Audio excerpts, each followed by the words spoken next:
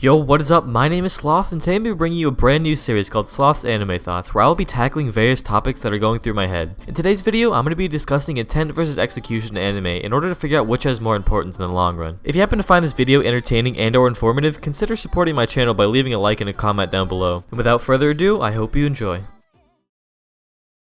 As we all know, art is something that is 100% subjective and is ultimately as cliched as it sounds in the eye of the beholder. Meaning, art in all forms is simply a manifestation of our thoughts that are formed by the seeds that the creator implants into your head to create various perspectives and interpretations. But these thoughts are usually guided by the given execution of the said art, whether this be vivid reds and oranges in a painting to reflect a feeling of passion or hatred, or a moving piano piece in a sad scene to heighten the watcher's emotions and to highlight its importance. Both intent and execution have a significant role in storytelling, as without the author's intent there is no drive or foundation, and with no execution there is no reason to listen to the author's intent. So the question still lingers, which should be held higher when analyzing the relative success of a story? I think the best way to start this is to look at two different series who value, intended or not, these different aspects at various levels and see how they compare thematically and logistically. The first series I'd like to bring to light is Guilty Crown. For those of you who haven't seen Guilty Crown, let's just say you're one of the lucky ones, because this shit is bad. Like, I'd rather gouge my eyeballs out with a dull butter knife than watch it over again. But this is beside the point. What I'd like to point out in regards to Guilty Crown is how it handled these two variables and what went wrong because of it.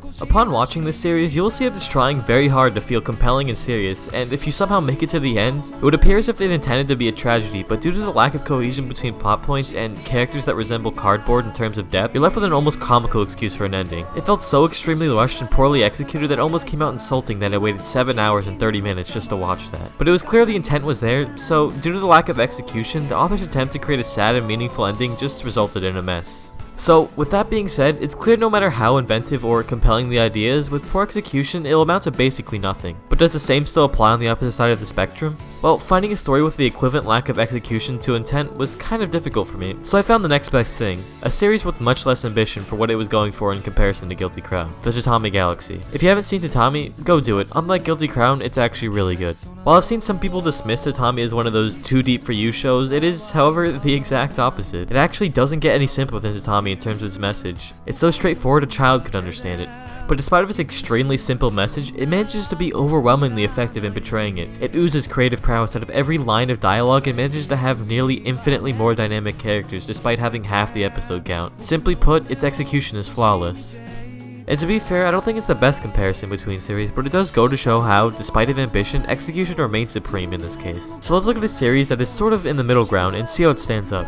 Fate Zero, written by Gen Urobuchi, or as he's known in the anime community, the Earl Butcher. The reason I chose Zero is because the main appeal, for me at least, was in its attempt to cover the clashing of ideals revolving around utilitarianism, and its ties to a classic Greek tragedy. And without these key points, Zero would be no better than Fate Stay Night or any other mediocre shonen of similar nature. But that doesn't go to say that the execution was not on par with its intent. In fact, its execution is probably the main reason it has its widespread success. However, if either of these factors were lacking, it would end in a disaster for this series. The way it handled its themes felt logical and forthright. It created a level of depth that can only be found in very few shows, of which make an effort from the get-go to create a story that has a single purpose but branches out to encompass the said theme with eloquence. So, with keeping these shows in mind, we can see that you can handle these two aspects in one of three ways. 1. A balancing act that creates a widespread appeal for large audiences. 2. Execution at its forefront, which can work in select situations. And 3. Intention with little to no execution to back it up, which will most likely end in failure, with the balancing act being the most popular of the three. So, the short answer as to which should have more relative weight to it is execution, because with flawless execution, any concept or idea can come out as beautiful, but on the other hand, no matter how interesting or thought-provoking the idea is, without good execution, it'll amount to jack shit.